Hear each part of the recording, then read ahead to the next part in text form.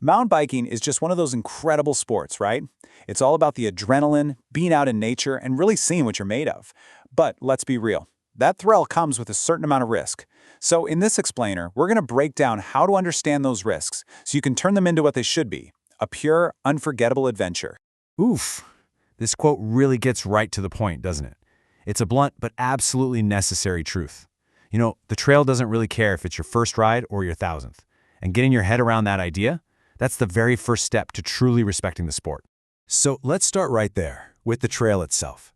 Now, this isn't about being afraid, not at all. It's about building a healthy respect for the challenges it's going to throw at you. Seriously, think of that respect as the most important piece of gear you own.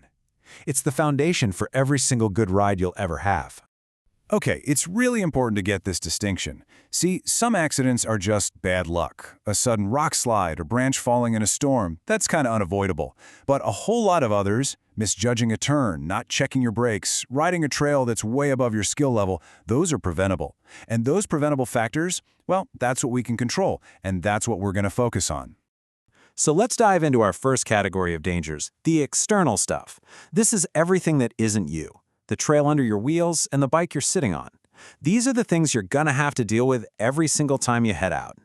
Always remember this, the ground beneath you is never the same twice. You could have the most expensive, tricked-out bike in the world, but if the trail throws a nasty curveball at you that you're not ready for, all that fancy gear isn't gonna magically save you. And I mean, we're talking about all the usual suspects, right? From those sketchy, loose over hard-packed gravel corners that can just wash your front tire out from under you, to sudden drops that seem to pop up out of absolutely nowhere. Every trail has its own unique character, and learning how to read it is a skill in itself. Now, let's talk about your bike. It's a tough truth, but equipment failures are a huge reason people get hurt. And it often happens in the worst possible places: your brakes, your suspension, your drivetrain. This is exactly why doing a quick pre-ride check isn't just a good idea, it's non-negotiable.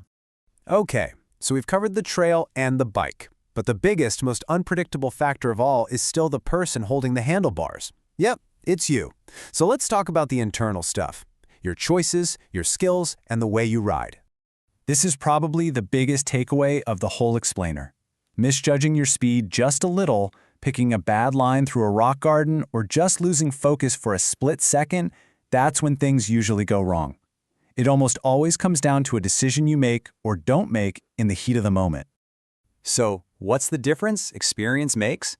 Well, picture this. A novice rider hits a technical, rocky section and just sees chaos. They tense up, they panic. An experienced rider, though, they see the same obstacle, but they see it as a puzzle. They're already picking their line, shifting their weight, and flowing through it. That split-second decision-making, well, that comes from hundreds of hours in the saddle. And of course, your style of riding completely changes the game. I mean, cruising a flowy cross-country trail is one level of risk, but pinning it in an enduro race or a full-on downhill run, you're adding so much more speed and much bigger features. The consequences of one tiny mistake just go way, way up. All right, enough about all the things that can go wrong. Let's flip the script and talk about the solutions. This section is your playbook. These are the clear, simple things you can do to dial back the risk and crank up the fun. I want you to think of this as your personal pre-flight checklist. Before every ride, you ask yourself, 1, am I being honest about my skill level for this trail? 2, is my bike actually ready to go? 3, do I have the right gear on? And 4, do I know what to expect on this trail? Answering these 4 questions every single time builds a safety habit that's just priceless. And speaking of gear, let's just be crystal clear on this. Some of it's optional, but one piece is not: your helmet. It's absolutely 100% non-negotiable. And honestly, gloves, knee pads, and elbow pads, they're a really smart investment in making sure you can ride again tomorrow. Okay, here's a specific scenario we all face: the blind corner. You have no idea what's on the other side. It could be another rider coming up, a fallen tree, an animal, who knows. The rule here is so simple. Always slow down. You never ever fly into a blind corner at full speed.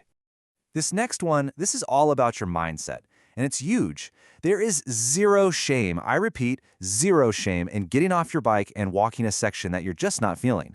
In fact, it's the smartest, most pro thing you can do. This sport isn't about ego. It's about having fun and riding another day. So let's wrap all this up. Look, all these tips and checks, they're not meant to hold you back or make the sport less fun. They're designed to do the complete opposite, to keep you out on the trail, enjoying this amazing sport safely for years and years to come. And that brings us to the final question, and this one's just for you. After thinking about the risks and looking at the playbook, are you ready to hit the trail with the respect and the preparation it really deserves? Because in the end, that's the whole secret. The goal isn't to get rid of risk completely. That's impossible, and it would probably be boring. The goal is to manage it, to be smart about it. Because when you do that, when you approach the trail prepared, you transform that risk into a real adventure. And that's what we're all here for.